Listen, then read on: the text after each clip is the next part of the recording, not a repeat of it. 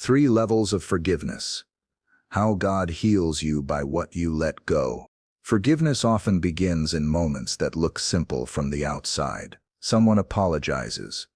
You smile politely, and you say, "It's fine." On the surface, the conversation ends, but inside something stays unsettled. The heart doesn't feel lighter. The memory doesn't quiet down, and the weight doesn't really move. That's when we realize something important. What we just offered wasn't forgiveness. It was politeness. Kind, respectful, but not healing. Real forgiveness goes deeper than words spoken in a tense moment. It isn't forgetting what happened, or pretending it didn't hurt. It isn't excusing someone's behavior, or rushing back into a relationship that may still be unsafe. Forgiveness is something much more serious and much more freeing. It is choosing, before God, to release the debt you feel someone owes you. Whether it's an apology, an explanation, or a piece of your heart they mishandled. It's placing the case in God's hands and stepping out of the courtroom you've been sitting in for too long. God heals us through what we let go, and when we begin to release what weighs us down, His peace starts to settle in places we didn't even know were still hurting. In this message, we'll explore 3 levels of forgiveness. How it begins with your words, moves into your actions, and finally reaches your heart. And by the end, you'll know exactly where you are in this journey. And you'll have a simple 7-day practice to begin healing from the inside out. Part 1. Forgiving words.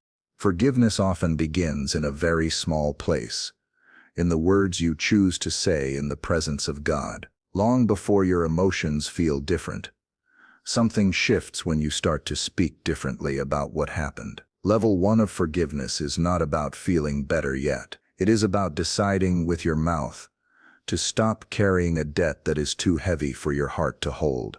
Many of us have learned polite ways to move past conflict. We say things like, "It is fine," "Do not worry about it," "Let us just forget it." On the outside, it sounds peaceful. Inside, the story keeps replaying. We tell it to ourselves in detail. We tell it to friends, hoping they will take our side. We build a quiet courtroom in our mind, where we are the judge, the witness, and the injured party all at once. No wonder peace feels far away. Our words are still holding the case open. Forgiving words do something different. They do not deny the pain or pretend the wound was small. Instead, they take that honest pain and place it in God's hands. Level 1 of forgiveness is when you choose to say, "Lord, I release what they owe me. I release the apology I have not heard. I release the explanation I have been demanding. I release the time and trust and honor that feels stolen. I am handing this case to you." If that sounds hard, you are not alone. Our hearts like to keep a careful record. We feel safer when we hold the list of wrongs, just in case we need it later. But Scripture gently invites us another way. Hanging on the cross, surrounded by cruelty and mockery, Jesus prayed, "Father, forgive them, for they do not know what they are doing." Stephen, the first martyr, echoed that same heart as stones were thrown at him. He did not get an apology. He gave a prayer. Their words led the way even while pain was still real. At this level, you may not feel anything change right away. That is all right. Forgiving words are like planting a seed. The moment you choose to speak release instead of revenge, something begins to grow under the surface. Your emotions will not always lag behind forever. They often catch up to the choices you repeat in God's presence.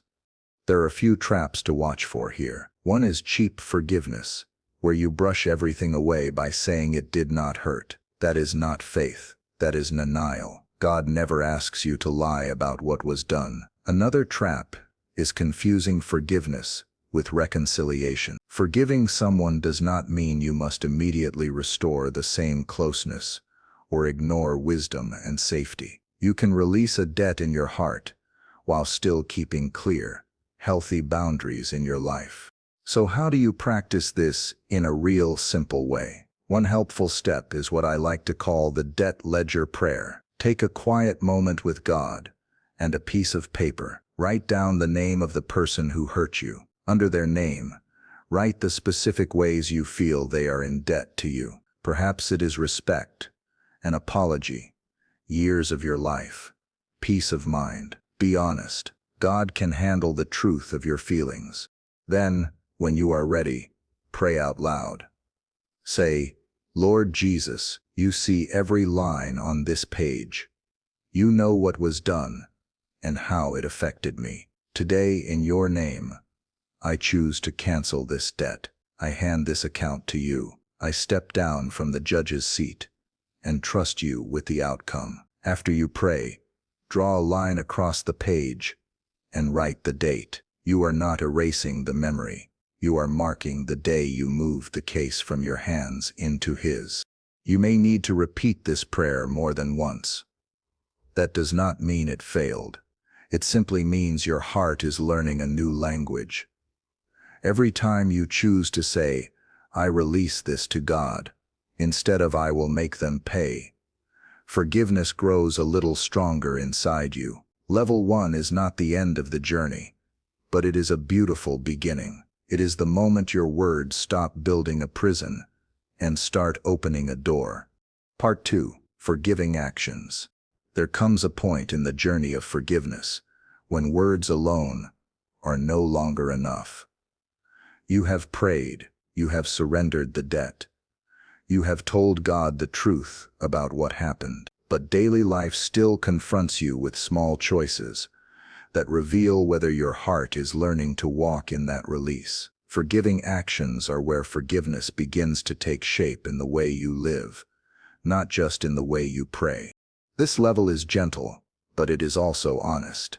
It invites you to pay attention to the small behaviors that quietly pull you back into the old story. For many of us, even after saying we forgive, we still find ourselves slipping into patterns that carry the weight of the wound. A tone of sarcasm, a cold silence that pretends to be calm but really hides resentment, a quick retelling of the story to make sure the world knows who was wrong. These are forms of repayment, the subtle ways our hands try to collect a debt our words already released. God does not shame us for this. He simply invites us to notice it. When forgiveness moves into the realm of action, you begin to live as though the debt truly is in his hands. You stop demanding payment through your responses. You learn to draw boundaries without punishing the other person. And slowly your behavior becomes a reflection of the freedom you are growing into, rather than the hurt you came from. I remember talking with someone years ago who had been deeply hurt by a close friend. She had prayed the prayer of release many times, but every time the friend's name came up, she felt herself tense. She spoke differently. She carried herself differently. One day she sighed and said, I think I have forgiven with my mouth, but not yet with my actions. That honesty became her turning point. Instead of trying to feel differently, she chose to begin acting differently. One small step at a time, and over time her emotions began to follow the path her actions were clearing. Scripture paints forgiveness as a life that refuses to repay wrong with wrong. Romans 12 tells us not to return evil for evil, but to overcome evil with good. That does not mean you force yourself into unhealthy closeness. It simply means you stop participating in the cycle of hurt. Joseph did this with his brothers. When he finally saw them again, he did not pretend nothing had happened. But he also did not use their fear to punish them. He met their trembled apologies with kindness, truth, and measured wisdom. His actions revealed a heart no longer controlled by resentment. At this level, boundaries become an act of forgiveness too. A boundary is not a punishment, it is clarity. It says, I choose peace, and here is what I need to walk in it. You can speak this quietly, gently, without drama or accusation. Healthy boundaries keep you from enabling old patterns, and they protect the work God is doing in your heart. They give forgiveness space to breathe. One of the most practical tools at this stage is the 72-hour rule. For the next 3 incidents that tempt you to retell the story or defend yourself, choose not to speak of it for 72 hours. Let the impulse settle. Most of the time, the desire to recount the hurt fades when the heart is not trying to gather support. This small pause allows forgiveness to become the louder voice instead of your pain. Another simple practice is to offer one quiet blessing each week. Blessing does not mean pretending the hurt was small. It means you refuse to let bitterness write the next chapter. You might pray for the person in one sentence. You might cover a weakness instead of exposing it. You might choose silence where gossip once lived. These small acts are not for their benefit alone. They are for your healing. Every time you choose good over retaliation, something inside you becomes lighter. Finally, there may come a moment when you need to speak a boundary with clarity. You can say, "I forgive you, and going forward I will need this to feel safe." That is not anger. That is stewardship. It protects your heart, while keeping the door open for whatever God may choose to restore in the future. Forgiving actions are not about pretending everything is healed. They are about aligning your daily choices with the truth you have already placed in God's hands. At this level, your life begins to match your prayer.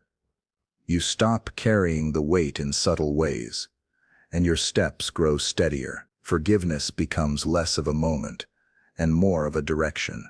And with every small act of release, you make room for your heart to breathe again. Part 3. Forgiving hearts.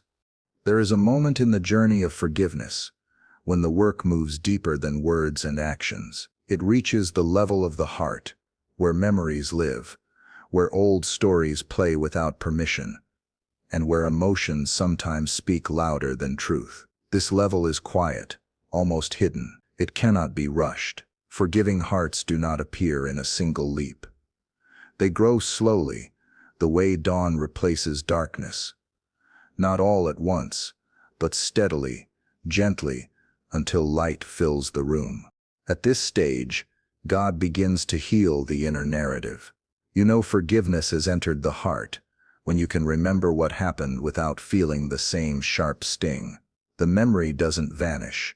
God rarely erases history, but the pain loses its power. It becomes part of your story, not the weight that defines you. I once heard someone say, "I knew I was healing the day I could remember without reliving." That simple line captures the essence of this level. Your heart begins to tell the story differently. Instead of replaying every detail to prove how wrong they were, you start to sense God's presence woven quietly through the experience. You see how He protected you, how He carried you, how He sustained you on days when you thought you would break. Healing often begins when you stop asking, "Why did this happen to me?" and start seeing how God met you in the middle of it. One of the clearest signs of this level is what I like to call the name test. When their name comes up, your body doesn't tighten the way it once did. You don't brace yourself. You don't feel that sudden rush of anger or sadness. There may still be a little ache, but the heat is gone. The reaction is softer, quieter, like a wound that has finally begun to close. The story hasn't changed, but your heart has. Another sign is the memory test. When the old situation surfaces in your mind, it no longer drags you back into the same emotional storm. You may feel something, but it doesn't swallow you. You can breathe. You can stay present. You can see the past without losing your peace in the present. This is the Holy Spirit's gentle work, lifting the weight that once felt impossible to carry. Then there is the prayer test, which is often the hardest. It is when you can whisper, even if softly, "Lord, do good in their life," not because they earned it, not because they apologized, not because everything was fixed, but because you no longer want to hold them hostage in your heart. That one sentence does more for your healing than you may realize. Blessing someone who hurt you is not weakness, it is freedom wearing humility's clothes. There are pitfalls here too. One danger is slipping into spiritual superiority. It sounds like forgiveness, but underneath it says, I am above them. That is still a form of control, a way of holding the story so that you come out looking better. Real forgiveness lowers itself instead of lifting itself. It releases the pride that wants to be the hero in every scene. Another danger is rushing reconciliation before the heart is ready. Forgiveness and reconciliation are not the same. Forgiveness is something you can do alone with God. Reconciliation requires safety, honesty, and willingness from both people. Sometimes reconciliation doesn't happen in this life. That doesn't mean forgiveness failed. It simply means you've trusted God with the outcome. So how do you nurture forgiving hearts? One simple practice is what I call the blessing script. For 7 mornings, pray one quiet line. Father, do in them what you have done in me. Mercy, truth, and freedom. Don't add more. Don't force emotion into it. Just offer the sentence and let God carry the weight. Over time, those small prayers soften the hard places inside you and free you from the tight grip of resentment. Forgiving hearts come slowly, but they come beautifully. They come when you give God permission to enter the deeper rooms of your story. They come when you allow Him to hold the parts you've guarded for too long. And when forgiveness reaches this level, something remarkable happens. You stop being tied to the moment that hurt you, and you begin to live from the healing that found you. Part 4. The freedom forgiveness brings. There is a kind of freedom that doesn't arrive with noise or celebration. It slips into your life quietly, almost without warning, after you've walked through the deeper work of forgiveness. It is the freedom that comes when your heart is no longer tied to the moment that wounded you. You begin to feel lighter, as if a weight you carried for so long has finally loosened its grip.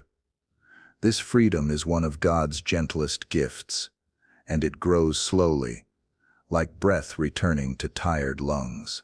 Forgiveness does not rewrite your past, but it releases your future. Many people don't realize how much energy it takes to hold on to hurt. When you keep replaying the story, rehearsing what should have been said, or imagining how you might correct the past, you live in a constant state of tension. Your mind tries to fix what cannot be fixed. Your heart keeps score in hopes of staying safe. But when forgiveness begins to settle in, that tension eases. You stop carrying the old scene into every new moment. You stop making decisions from fear. You stop giving the wound permission to decide who you are becoming. Freedom often shows up in very simple ways. You sleep a little deeper. You breathe a little slower. You find yourself laughing at something you would have missed before. Your thoughts grow clearer because your heart is not dragging the past behind it. Sometimes healing feels extraordinary, but more often it feels ordinary, like the steady return of peace you did not realize you had lost. Joseph experienced this kind of freedom. For years he carried betrayal, injustice, and loneliness. Yet he chose forgiveness long before he saw his brothers again. When the day finally came, he did not meet them with bitterness or revenge. His heart was not trapped in the pain of what they had done. Instead, he saw God's hand woven through every step of his story. You can hear the freedom in his words. You meant it for harm, but God meant it for good. Only a free heart can speak like that, one that has stopped demanding repayment and has learned to trust God with both justice and redemption. One of the most surprising freedoms forgiveness brings is the freedom to grow. When you hold on to anger, it becomes the lens through which you see yourself and others. But once you release the bitterness, even slightly, you open space for God to teach you, stretch you, and lead you into a wiser, steadier version of yourself. You start responding differently, not because the past didn't hurt, but because the past no longer owns your reactions. Freedom also shows up in your relationships. Not every relationship will be restored. Not every story will be repaired. But when your heart is free, you stop projecting yesterday's wound into today's conversations. You stop expecting new people to make up for old losses. You see others more clearly and love more gently. You become less defensive, less guarded, and more present. Forgiveness frees your heart to love without demanding perfection. There is a beautiful shift that happens as you walk in this freedom. You stop asking, when will they fix it? And start asking, what is God healing in me? That question leads you into a deeper peace, because it places your future in God's hands instead of in someone else's apology. When you no longer need another person's actions to set you free, your joy becomes more secure. Your trust becomes quieter, steadier, rooted in the one who never changes. If you want to nurture this freedom in your daily life, try this simple practice. Take a 10-minute walk once this week. No agenda, no analysis. As you walk, breathe slowly and pray a single line: Lord, thank you for the freedom you are growing in me. Let that be your only focus. Do not revisit the old story. Do not try to measure your progress. Just breathe and thank Him. You'll be surprised how peace rises when you stop gripping the past and start receiving the present. Freedom is the quiet reward of forgiveness. It does not erase the past, but it releases the chains that once held your heart. And as that freedom grows, you'll discover something profound. The wound may be part of your story, but it no longer has the right to define your life. You are walking into a lighter, clearer, more open future, one step at a time, guided by the God who heals what we release to Him. Part 5. Living Forgiveness Daily. Forgiveness is not something you finish once and never think about again. It is a way of living, a rhythm your heart learns over time. Some days you will feel strong and steady. Other days, an old memory may rise without warning, and you will wonder if you have gone backward. But forgiveness is not measured by how often the memory returns. It is measured by what you choose to do with it. A forgiven heart is not a heart that never remembers. It is a heart that remembers differently. When forgiveness becomes part of your daily life, you begin to notice how your inner world responds to ordinary moments. A comment that once would have reopened a wound now passes more gently through you. A memory that once made your chest tighten now arrives with less force. You respond, not from the old hurt, but from the healing God is forming inside you. This doesn't happen overnight. It grows through small, humble, faithful choices. Choices to stay aligned with the new life God is building in you, instead of the old pain that once shaped you. Living forgiveness daily also means learning how to speak to yourself with compassion. Many people sabotage their own healing because they expect themselves to feel light immediately. But emotional healing rarely moves that quickly. The heart heals like the body. It needs time, rest, and gentle attention. If a memory resurfaces, do not scold yourself. Instead, pause and say, "That is an old wound speaking. Lord, help me release it again." Giving your heart space to breathe is not weakness, it is wisdom. There will also be moments when old habits try to pull you back into familiar patterns. You may catch yourself wanting to re-explain the story so others understand your pain. You may feel the temptation to gather sympathy or to replay the moment in your mind. When that happens, see it as an invitation. It is your heart saying, "I need direction again." Each time you choose peace over rehearsing the hurt, forgiveness gains deeper roots. One of the most life-giving ways to live forgiveness daily is to establish a simple evening check-in. At the end of each day, ask yourself 3 quiet questions. First, did I stay true to the heart God is forming in me? Second, did I treat others with honesty and kindness, even when it felt difficult? Third, did I notice any moment where an old wound tried to speak for me? Write 1 sentence for each. This keeps your heart awake and prevents bitterness from slipping back unnoticed. Another important part of living forgiveness is learning to set boundaries without guilt. A forgiven heart is not a heart that tolerates everything. Sometimes love requires distance, clarity, or a new pattern. You can forgive someone completely and still say, "For my peace and for our good, I cannot continue in the old way." That is not anger, it is stewardship. When boundaries grow from forgiveness, instead of fear, they bring peace rather than tension. Celebrate the small victories. Maybe today you responded with patience instead of frustration. Maybe you prayed a simple blessing instead of holding on to resentment. Maybe you finally admitted a feeling you have avoided for years. These quiet moments matter. Heaven sees every one of them. Forgiveness becomes real when you can recognize progress, even when it comes in inches instead of miles. As you practice this daily life of forgiveness, you will start to notice a new ease in your spirit. You won't be as quick to assume the worst. You won't carry conversations with the same heaviness. You won't allow old stories to dictate new chapters. The heart that forgives daily becomes a heart that stays open. Open to healing, open to growth, open to the quiet work God is doing beneath the surface. And slowly, almost without realizing it, you discover that forgiveness isn't only something you give to others. It becomes a gift God gives to you. It becomes a way of walking, a way of breathing, a way of trusting. Each new day becomes lighter because you're not dragging yesterday behind you. You're stepping into the present with a heart that is learning, little by little, to live free. Conclusion.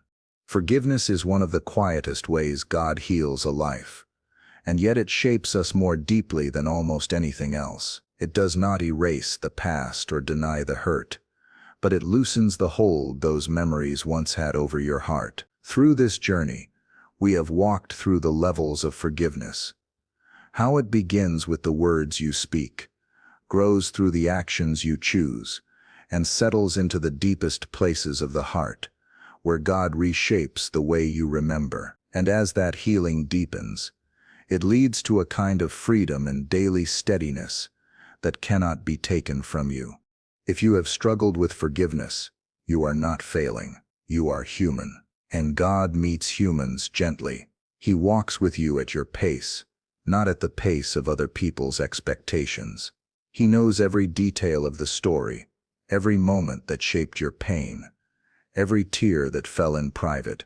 He is not asking you to pretend the wound was small. He is inviting you to let him carry what has been too heavy for too long. There may still be days when an old memory rises, or an old ache returns. Do not be discouraged by that. Healing is not the absence of memory. It is the presence of peace in its place. Each time you choose release over resentment, each time you pray a quiet blessing, instead of holding on to the hurt, you step a little further into the freedom God is preparing for you. If you are ready, let this simple prayer be your next step.